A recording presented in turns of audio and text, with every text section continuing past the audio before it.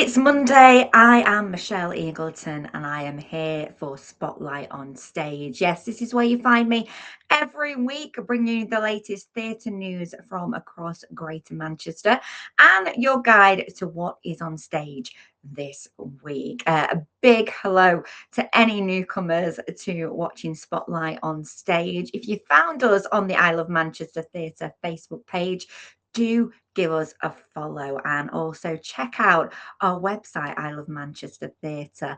It is brilliant. It's on the isleofmanchester.com website. It is /theatre. You've got more news there. You have got interviews and you've got reviews. Plus, you can book those all important tickets. But what is the news this week? I hear you cry. Well, we are kicking off with some announcements from the Octagon in Bolton because they have released their new season and it looks absolutely fantastic. Yes, the season includes a mix of classics, including a revival of East is East, Shakespeare's tragedy Romeo and Juliet, and the musical adaptation of Calendar Girls. Well, let's give you a quick rundown of what to expect because in June, the season begins with a murderously funny musical comedy, Murder for Two. It's a whodunit where two actors play 13 characters and there's a piano. Over the summer, you've got Octagon Theatre's youth company taking centre stage in the production of The Trials. And then autumn begins with a new production of the modern classic East is East, a play that first premiered in 1996 and it's set in 1970s era Salford. It's going to be directed by Cash Arshad, a Yorkshire-based theatre maker who's already done productions with the Octagon before. And then after that, you've got a revival of the beloved musical adaptation of Calendar Girls. Yes, that musical based on the true story of a group of ordinary women in a small Yorkshire women's institute to do something truly extraordinary. Create a nude calendar to raise money for charity. You are definitely going to love that one. And then you've got John Godber's company back to present The Highwayman in November, a rip-roaring historical yarn set in the 18th century Yorkshire.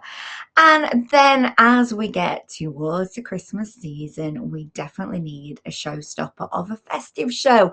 And this year is no different. They've got Cinderella, a fairy tale bringing the classic tale of godmothers, shoes, and princes up to date in a high energy show for the modern era.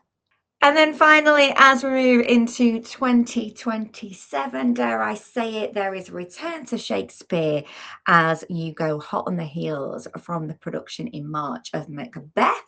You now have a collaboration with Hull Truck Theatre and Derby Theatre, where they're turning to another of the Bard's most famous tragedies in a new production of Romeo and Juliet. For more information, do head to our website and also the Octagon Theatre's website. I love the sound of that season. So many great productions are coming to Bolton, so do make a note of those. And talking of great productions coming our way, well, we have got a world premiere very soon. It is just round the corner at Lowry. It is Bank of Dave, the musical. I got the chance to kickstart the launch of this and hear some of the songs. I can tell you we are definitely in for a treat. Now, they've been busy rehearsing and they've released some images, and this is what to expect. Yes, it's going to be a whole lot of fun. You have got Sam Lupton, who's been announced as playing Dave Fishwick, alongside Hayley Tamerden, who's going to be his wife, Nikki. They are brilliant castings. And also the musical has a book and lyrics by Rob Madge, who's award-winning, as well as Pippa Cleary, who is doing the music and lyrics. And you have West End royalty with Claire Moore starring as Maureen. This is going to be pretty special. We loved Dave and took him to our heart with the real story of his journey to try and set up his own bank in Burnley. And this now is the musical version of his story. And it's coming to the Lowry next month from the 2nd of May to the 16th of May before it heads to the Curve in Leicester, where it's going to run for the rest of the month. I've got to admit, I am very excited about that one. And Dave is such a character in real life. I am sure he's going to be on stage at the end of that in a couple of the performances. Maybe we can even get him to do a little bit of karaoke. Who knows? And what I do know, though, is what is going on stage across Greater Manchester this week. So let's take a look. Well, I love the title of this production. It's called The Fit Prince Who Gets Switched on the Square in the Frosty Castle the Night Before. Insert public holiday here. Now, of course, with a title like that, it isn't taking itself very seriously, is it? No, it's from the creators of Gwyneth Goes Skiing and Diana, the Untold and Untrue Story. And this is about a fit prince in Swedonia. Well, the king is dead, the prince next in line to the throne is unmarried, and if he doesn't find someone, he must forfeit the crown. What is going to happen? Well, you're going to have to see if he fixes his problems. But it is going to have multiple surprise cameos, original music, which is going to be hilarious. And those cameos, you might see faces you know from Heartbreaker, UK Drag Race Wales, and the one and only Tove Lo. If you want to go and catch it, it is on at Hope Mill from the 21st of April until the 26th of April. Now, over at the Octagon, they are still showing Waiting for Godot, which is directed by Dominic Hill and stars Matthew Kelly and George Costigan. It's a new staging of Samuel Beckett's classic play in which absolutely nothing happens. What do I mean by that? Well, it follows two men, Vladimir and Estragon, as they wait for someone who may never come. There are flashes of dark humor, there are moments of tenderness in their conversation, and their story becomes a moving reflection on what it means to keep going in a world that rarely offers answers. If you want to see it, it is running at the Octagon until the 2nd of May. Now, over at Lowry, we have one for, I guess, the teenagers, because I do believe that this is studied in school. It's called Noughts and Crosses, and it is a book that is made into a stage adaptation. The book is by Mallory Blackman, and it is very much like Romeo and Juliet, because Sephi is a cross and Callum is a nought, and between noughts and crosses there are racial and social divides. As a violence breaks out, Sephi and Callum draw closer, but this is a romance that will lead them into terrible danger.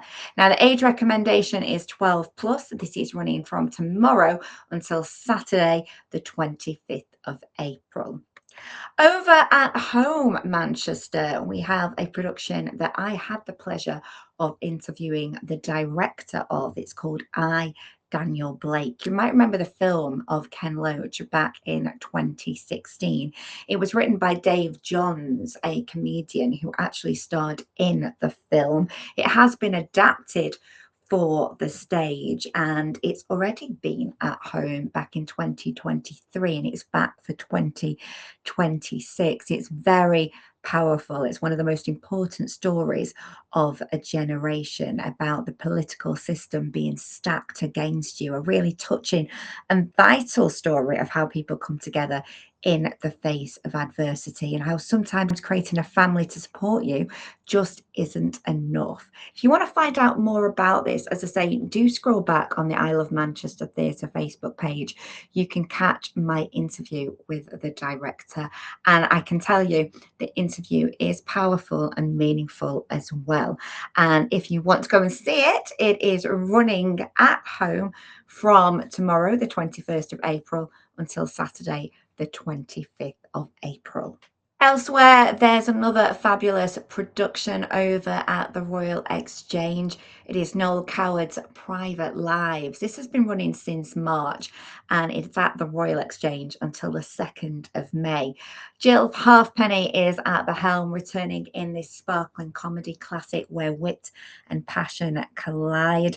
There's a honeymoon from hell, sexual chemistry galore, and yes, we're only a heartbeat away from an explosion. There's lots of great dialogue, art, deco, glamour, as you'll see there. And Coward's play is as funny and insightful as when it was written. You might remember Jill back at the Royal Exchange in A Taste of Honey in 2024. It's great to see her again in this one. It's had some brilliant reviews as well. So if you want to catch it, you have still got time.